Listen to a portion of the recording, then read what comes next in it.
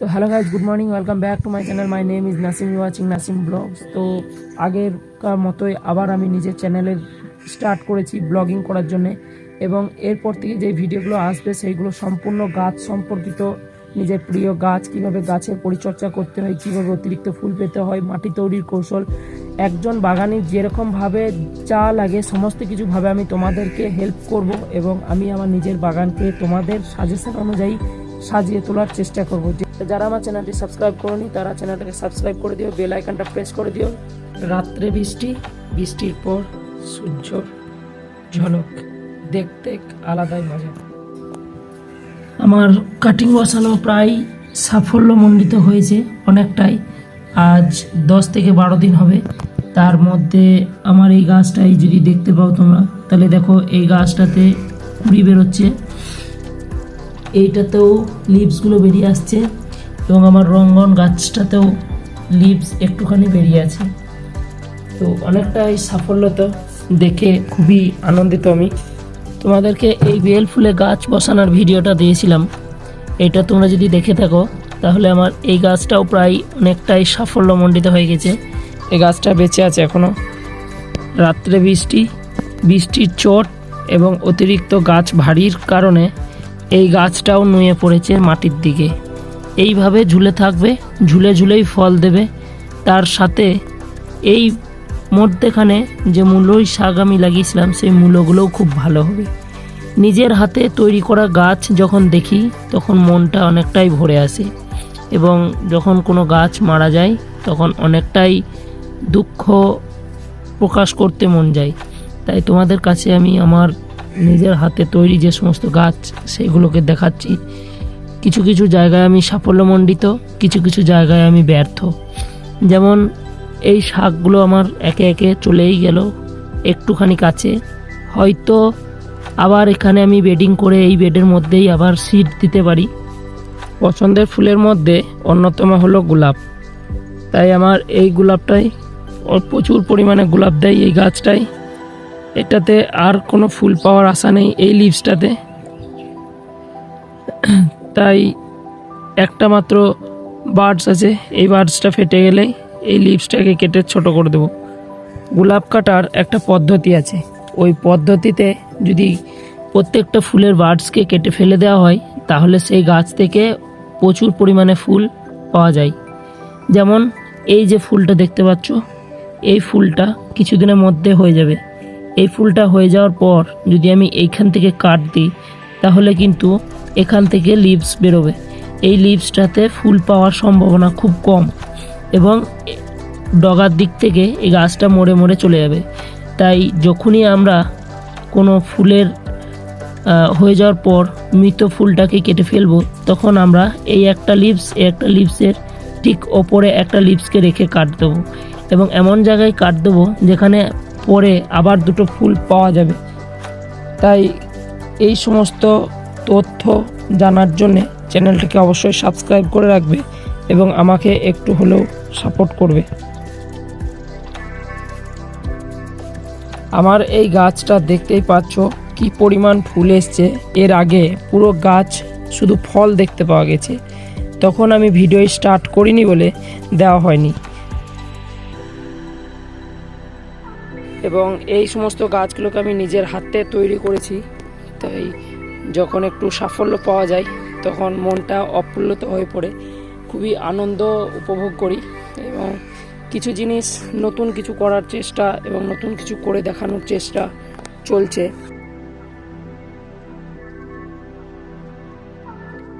আমার ছাদে বসানো এই যে ঝিঙের গাছটা, এটাতে প্রায়ই চলে এসছে কুড়ি। এই দেখো চলে এসছে কুড়ি, এই কুড়িগুলো। এবং এই গাছটা আমার যে মাচা করেছি তার দিয়ে, একটা ওয়্যার দিয়ে মাচা করেছি, এই মাচার মধ্যে গাছটা যে তোলার প্রবণতা সেটা আমি তুলতে পেরেছি খুব তাড়াতাড়ি।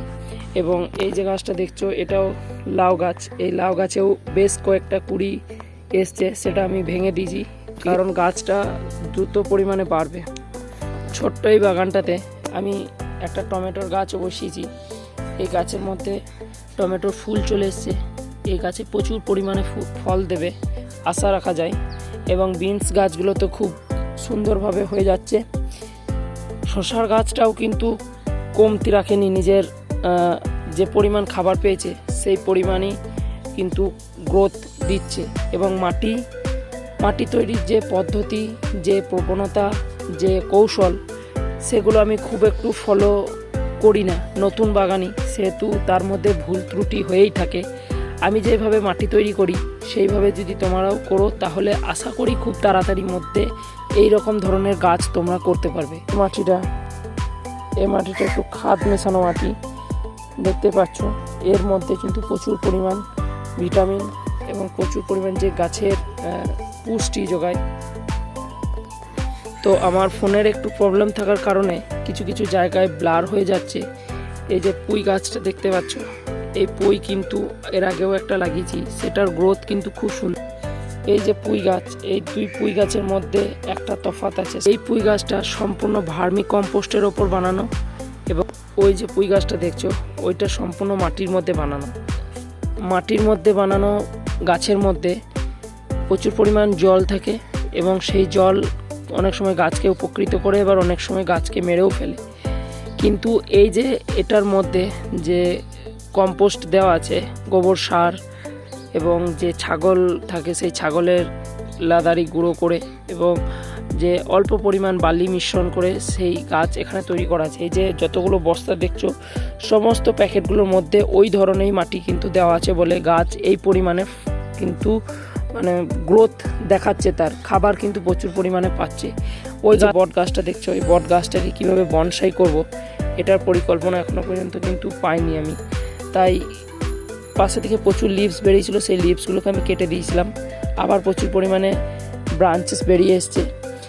আর এই যে আমার মাটি তৈরির প্রক্রিয়া, এই ছাদের মধ্যে যে গাছপাতা এবং যে ঘাসগুলো পরিষ্কার করা হয় সেইগুলো আমি এই এক ব্যাগের মধ্যে দিয়ে দিই এবং এই ব্যাগে সেইগুলো পচে সারে পরিণত হয়। সেই সার দিয়ে আমি গাছ তৈরি করি।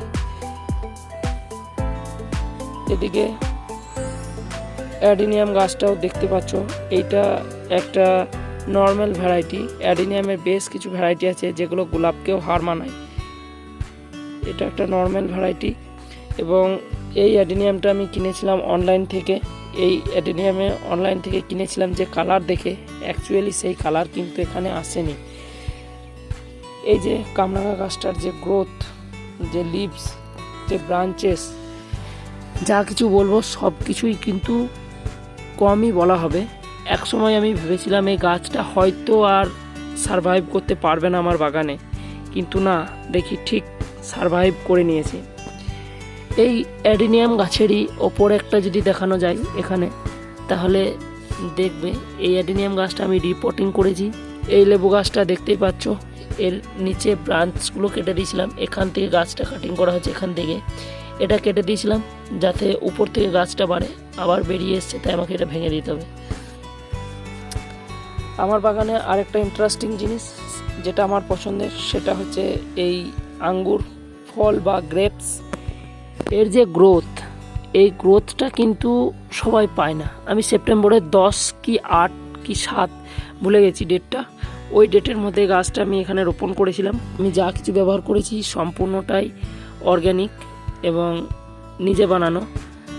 এর মধ্যে আছে শুধু ভার্মি কম্পোস্ট, এবং আমি বাইরের কোনো রাসায়নিক সার এখনও পর্যন্ত ব্যবহার করি নাই।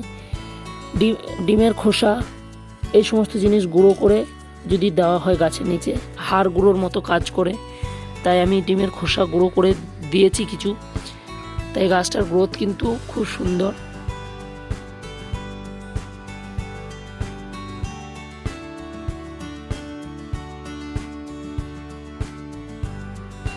গোলাপ সম্পর্কে অনেক কিছুই বলেছি, তাই আমার এই গোলাপটা কিন্তু জাতে আলাদা। এই গোলাপটা আমার বাগানে যেদিন থেকে এসেছে, একে আমি যেইভাবে মাটি দিয়ে তৈরি করেছি সেই রকমভাবে তোমরাও যদি তৈরি করো, এই জাতের গোলাপে এত পরিমাণ ফুল পাবে যে তুমি কল্পনা করতে পারবে না।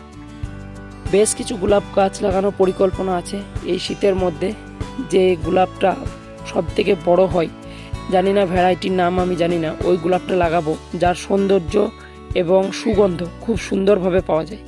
তা এই ছিল আমার ছোট্ট বাগানের একটা ট্যুর, ছোট্ট বাগানের একটা গাছ সম্পর্কিত কথা। যারা আমার চ্যানেলটি এখনও পর্যন্ত সাবস্ক্রাইব করনি বন্ধু, চ্যানেলটাকে সাবস্ক্রাইব করে দিও এবং বেল আইকনটা প্রেস করে দিও, তাতে নেক্সট ভিডিও আপলোড করলে যাতে তোমার কাছে নোটিফিকেশানটা সবার প্রথমে যায়। তো চলো আজকের এই ভিডিও এই পর্যন্তই, দেখা হচ্ছে নেক্সট ভিডিওতে। Tata, bye bye.